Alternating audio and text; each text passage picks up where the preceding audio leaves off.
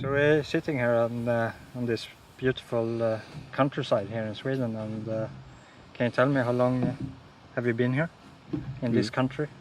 We came here in March 2014. And you come from South Africa.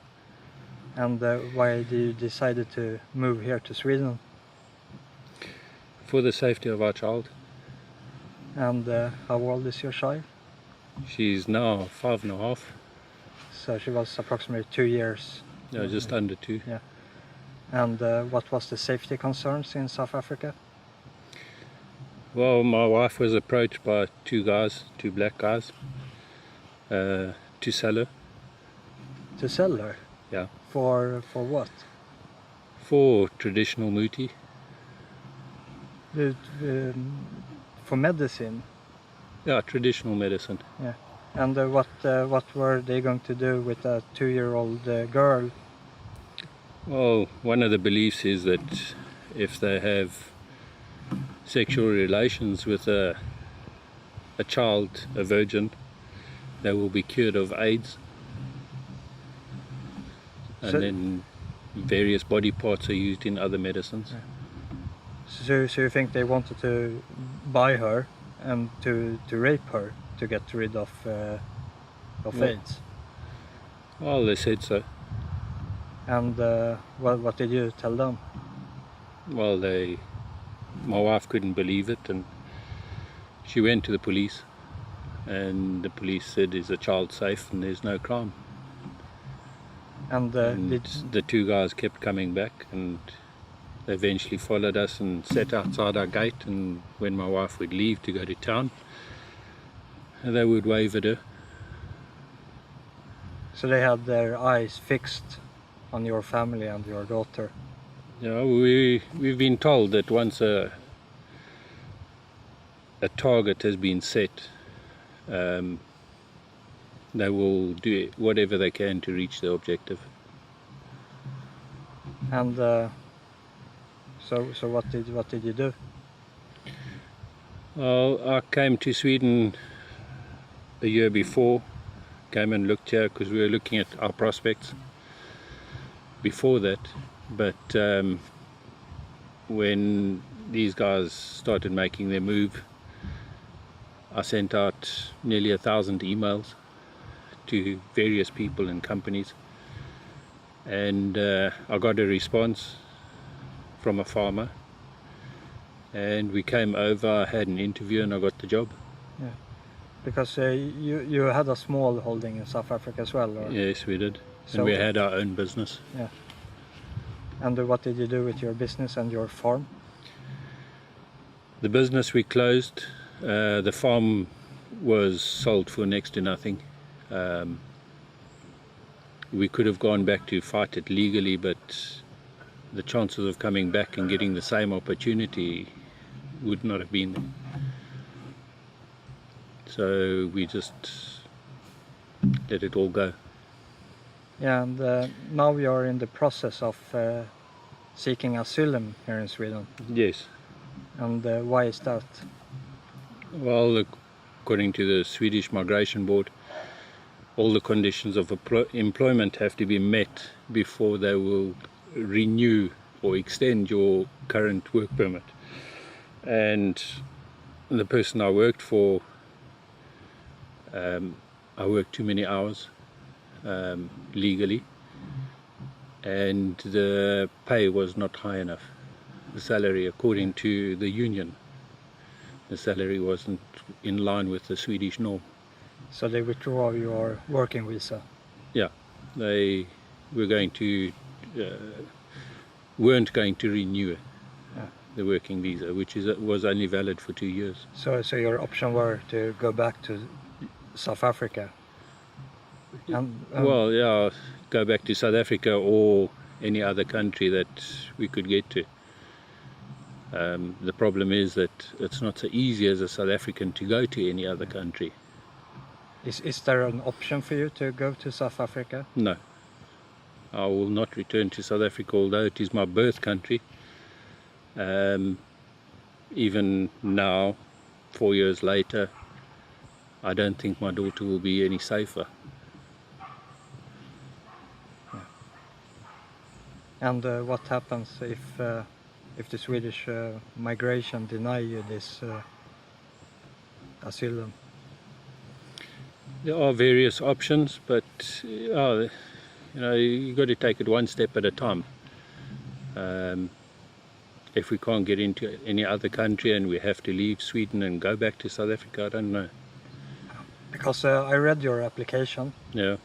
to the migrations, and can you just tell me on what grounds are you actually seeking asylum for? We're seeking on protection grounds, special protection. And how does the Swedish authority? Well, they think that the Swedish Migration Board thinks that there's nothing wrong with South Africa and everything's all fine. There's no problem. And I can't understand, because they have embassies there, and surely they have staff who encounter the daily life of a South African. do they believe you when you told them what the threat against your family? They do. They do believe that. But I think a bigger problem is that a lot of the decisions are politically based, to grant or not to grant, especially as South African, seen as Swedish government still supports the ANC financially. So it would be a political crisis for the Swedish government to actually grant you I think it could be seen as that, yes. Yeah. So how long have you gone in this process of the asylum? When can we have a decision from the authority? Well, we don't know. The old saying is, how long is a piece of string? At the moment it is in the domstol. Yeah, in the court. In the court. It's now gone to the legal process. So now we wait for them to decide. Yeah. And when did you start the file for this process? We started it in April last year. Yeah. It was just before Easter. Yeah, so it's roughly 1.5 years now. Yeah. And your daughter, is she acclimatizing to the Swedish climate? Does she go into Swedish school? She starts her primary school now in August as first language Swedish. Yeah, so she speaks Swedish? She is fluent in Swedish, yes, and English. And she doesn't feel the cold. She loves the winter. She doesn't function well in the heat. Okay. And does she have an understanding of this situation, because she's 5-6 years now? She does have an understanding. But we protect she her does from, have a fear as well. Yeah. But we protect her from the facts. She was actually snatched. The two men actually did take her out of my mother's arms when we were going shopping. And in South Africa, yes. that is, yeah. And my mother left. She went to Australia because she just couldn't deal with it. And if you asked her today, all she can say is that she doesn't like going into that particular chain of food stores. But she's blanked out a lot of what happened. So the two men that wanted to buy your daughter actually snatched her from your mother's arm? Yes. And I ran after them, and I threw something at the one, and they dropped her. But I also tore my hamstring when I did that. Yeah. But I got her back. And then the police still said there was no case. I did write to AfriForum, and I think it was Aaron Ruth said that there's serious grounds for a crimen injuria case that the police have to open. But we could never get that done. It just didn't work. It was laughed at. We went with a security company that was working with AfriForum, and that also, they couldn't force the police to open a case. Yeah. And we felt very threatened. The last 2 months in South Africa, we lived everywhere. We moved around so much because they kept following us. It became an insane situation. And you have no protection, because wherever you go, they find you. Yeah. No, it's so hard for anyone to, on this side of the world, to actually comprehend that situation. I got hold of, or I was approached by a journalist from the Netherlands who put me in touch with a journalist from the area where we came from, and she asked me why I had not contacted her. The problem is that when you speak about this, people don't want to hear it because it's something we don't understand. Nobody can understand why a child would be valuable for those reasons. And so nobody talks about it. And your daughter, does she have any memories from this? She has some sort of, I think she might, because she has a serious aversion to people, not everyone of colour, but there's certain situations where she just, and then she stops sleeping. And we have seen a psychologist over a period of time here, but there's not much they can do for her because of she's so young. Yeah. One just has to replace those memories with other memories is what we need to do. Yeah, and I of course met your daughter, and I must say that she's a very young, beautiful little girl. Thank you. But I also saw that she was extremely shy. Yes. And a little bit closed up. She doesn't trust very easily, and it's probably because of us, you know. But she's had a serious problem with sleep since that time. She does not sleep well. Yeah. And has she improved when she came to Sweden? Yes, but it took time. I would say it's only in the last year that she has started sleeping the whole night through. Yeah.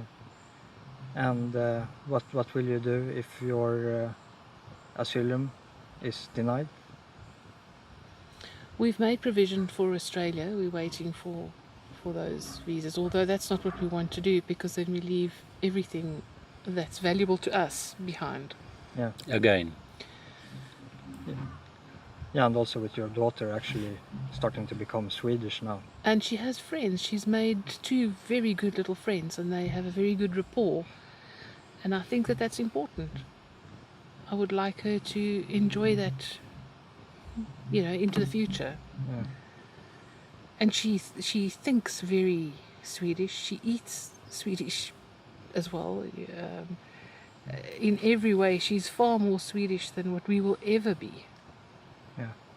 Even has her own dialect. Which is Southern. okay. Nice. Okay. Thank you very much for sharing this story, and I wish you the very best, and I hope that you will be granted asylum, and I hope that you will keep me updated in the process with the Swedish authorities of the development in the decision. Thank you for your time. Yeah. Thank you very much. Thank you.